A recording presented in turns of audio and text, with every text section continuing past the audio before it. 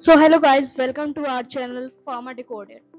तो आज हम डिस्कस करेंगे बेसिक्स ऑफ फार्मेसी के बारे में, जिसमें हम देखेंगे फार्मेसी होता क्या है और ये क्यों इम्पोर्टेंट है और कैसे कनेक्ट करता है हमारी डेली लाइफ में।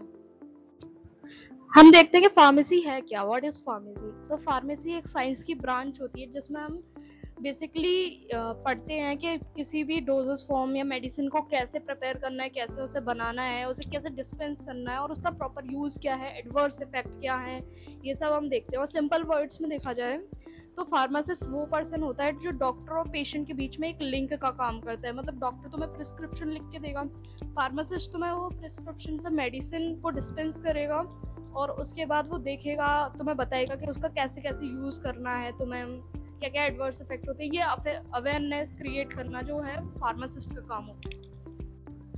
तो अभी हम बात करें ब्रांचेस ऑफ फार्मेसी क्या क्या होते हैं। तो फार्मेसी ये नहीं है कि सिर्फ तुमने मेडिसिन डिस्पेंस कर दी या दे दी पेशेंट्स को, आया वो प्रिस्क्रिप्शन लेके, सिर्फ वही नहीं होता है फार्मेसी। उसके और भी इंपॉर्टेंट ब्रांचेस होते हैं, जैसे फार्मास्यूटिक्स। तो फार्मास्यूटिक्स में हम क्या करते हैं, ये पता करते हैं कि मेडिसिन को हमें कैसे प्रिपेयर करना है, उसे कैसे फॉर्मुलेट करना है, क्या क्या चीज़ कैसे कैसे अमाउंट पे यूज़ करनी है, कितना परसेंटेज लगेगा।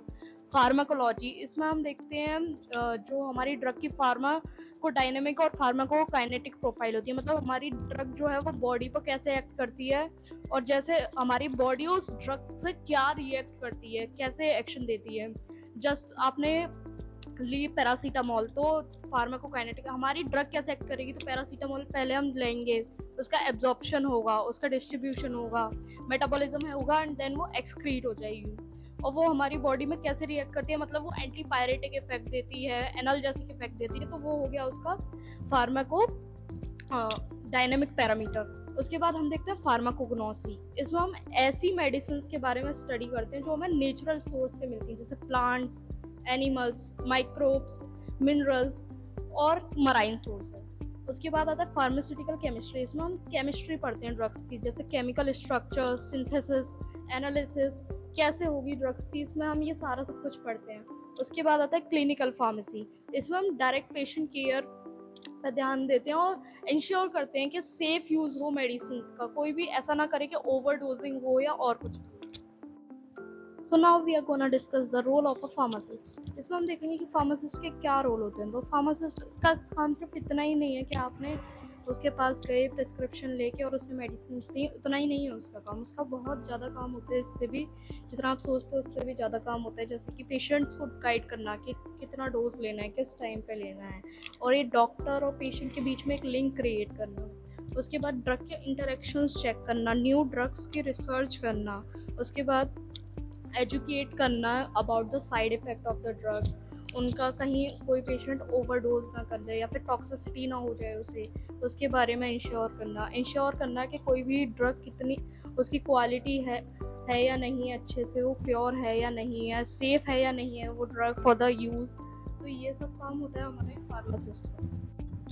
तो लास्ट में हम बात कर लेते हैं कि फार्मेसी के क्या क्या इंपॉर्टेंस होते हैं। तो फार्मेसी जो बहुत एक वाइटल रोल प्ले करती है हेल्थ केयर में, क्योंकि हम बिना फार्मेसी के सोच नहीं सकते हमारी ड्रग कैसे फॉर्मुलेट होगी, कैसे उसका रिसर्च होगा। तो इसके ना वेरियस जो हम कह सकते हैं कि इंपॉर्टेंस में पॉइंट्स आ जाते हैं, जैसे कि सेफ मेडिकेशन प्रोवाइड कराती है, इफेक्टिव मेडिकेशन प्रोवाइड कराती है पेशेंट्स को। उसके बाद डॉक्टर और पेशेंट को कनेक्ट करती है, पेशेंट को गाइड करती है कि उन्हें कैसे कितनी डोज लेनी है, कितने टाइम पे लेनी है, उसके साइड इफेक्ट क्या क्या हो सकते हैं।